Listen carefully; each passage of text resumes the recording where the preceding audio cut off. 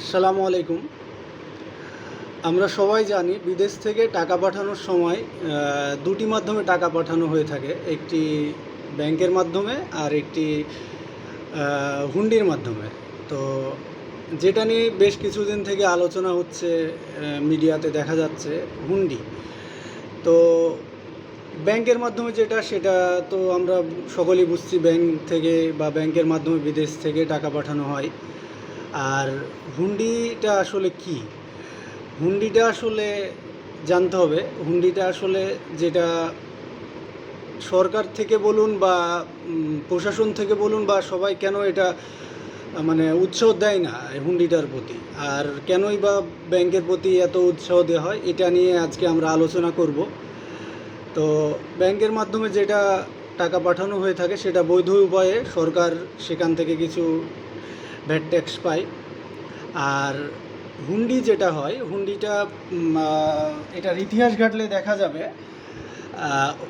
1586 সালে, এটা উইকিপিডিয়াতে লিখেছে, 1586 সালে বানারসি দাস জন্মগ্রহণ করেন ইন্ডিয়াতে। তিনি ব্যবসা শুরুর জন্য ধার নিতে তার পিতার কাছ থেকে 200 টাকার একটি হুন্ডি পেয়েছিলেন। এটা ব্রিটিশ সরকারের এটাকে বলেছিল ঐতিহাসিক, মানে এটি প্রথা বলা হয়ে থাকে বা অপ্রাতিষ্ঠানিক বলা হয়ে থাকে। তারপর এই হুন্ডিটা আসলে কেন মানে বৈধ হলো না বা কেন অপ্রাতিষ্ঠানিক, এটা তো আসলে আমরাকে জানতে হবে। এটা আসলে যখন লেনদেন করা হয়, এখানে কোনো সরকার বা একটি দেশ বা বিদেশ থেকে যখন টাকা পাঠায় তখন কোনো অর্থ সরকারের খাতে যায় না।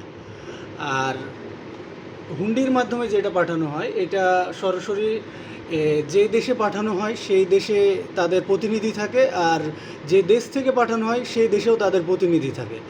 এই দুই দেশের প্রতিনিধির মাধ্যমে যে দেশে থেকে টাকা পাঠানো হবে সেই দেশের প্রতিনিধির কাছে মানে যারা টাকা দিবে বা পাঠাবে, তারা ধরুন কোনো একটি দেশ থেকে টাকা পাঠাচ্ছে আমাদের এই দেশে, সেই দেশে প্রতিনিধির কাছে যে ডলারই পাঠাক বা রেমিটেন্স পাঠাক, যেটাই পাঠাক না কেন, সেইটা দিবে, তার সমপরিমাণ টাকা আমাদের দেশে থাকা মানে হুন্ডি ব্যবসায়ী তার আত্মীয় স্বজনকে প্রদান করবে।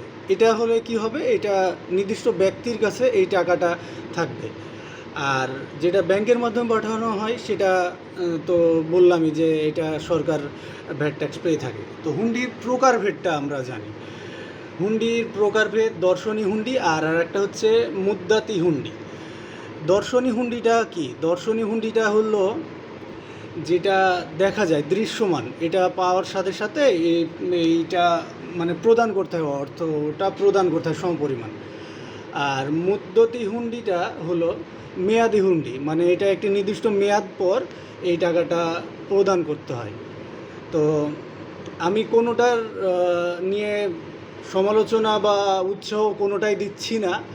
আমি জাস্ট হুন্ডিটা নিয়ে যেহেতু আলোচনা চলছে, তাই হুন্ডিটা নিয়েই আলোচনা করলাম, যে আসলে হুন্ডিটা কী, এটাই আলোচনা করলাম। তো